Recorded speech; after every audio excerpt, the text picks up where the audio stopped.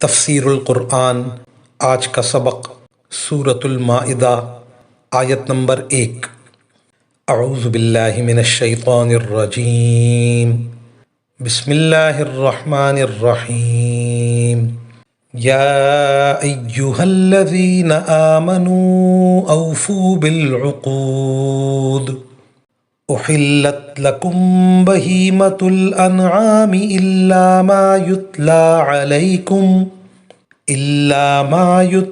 علیکم غیر محل الصید وانتم حرم، ان اللہ یحکم ما یرید۔ ترجمہ: اے ایمان والو، معاہدوں کو پورا کرو۔ تمہارے لیے وہ چوپائے حلال کر دیے گئے ہیں جو مویشیوں میں داخل یا ان کے مشابہ ہوں، سوائے ان کے جن کے بارے میں تمہیں پڑھ کر سنایا جائے گا، بشرط یہ کہ جب تم احرام کی حالت میں ہو اس وقت شکار کو حلال نہ سمجھو۔ اللہ جس چیز کا ارادہ کرتا ہے اس کا حکم دیتا ہے۔ سورہ مائدہ کی ابتدا ایفاء عہد یعنی عہد کو پورا کرنے کے حکم سے ہے۔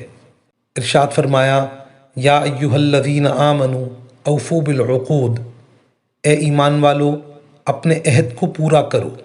عہد کو پورا کرنا ایمانی تقاضا ہے اور بد عہدی ایمان کے خلاف ہے۔ اس میں وہ عہد بھی داخل ہے جو بندوں نے اللہ تعالیٰ سے کیا ہے۔ جب کسی نے اسلام قبول کر لیا تو اس نے یہ عہد کر لیا کہ میں اللہ تعالیٰ کے تمام اوامر کو مانوں گا اور جو بھی احکام ہوں گے ان سب پر عمل کروں گا، اور جن چیزوں سے منع فرمایا ہے ان سے بچتا رہوں گا۔ عقود کو پورا کرنے کا حکم دینے کے بعد بعض احکام ذکر فرمائے۔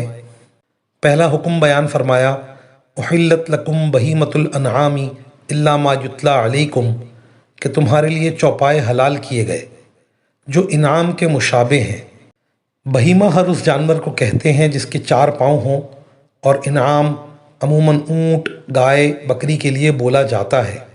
جن جانوروں پر انعام کا اطلاق نہیں ہوتا لیکن وہ شکل و صورت میں انعام کی طرح سے ہیں، جیسے ہرن، نیل گائے، شتر مرغ، ان کا حلال ہونا مشروع فرما دیا۔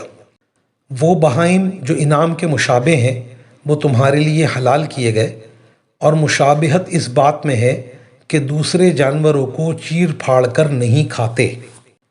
بہیمۃ الانعام کی حلت بیان فرمانے کے بعد بطور استثناء الا ما یتلی علیکم فرمایا، مطلب یہ کہ جو جانور تمہارے لیے حلال کیے گئے ہیں ان میں سے وہ جانور مستثنیٰ ہیں جن کا ذکر ایک آیت کے بعد آئے گا۔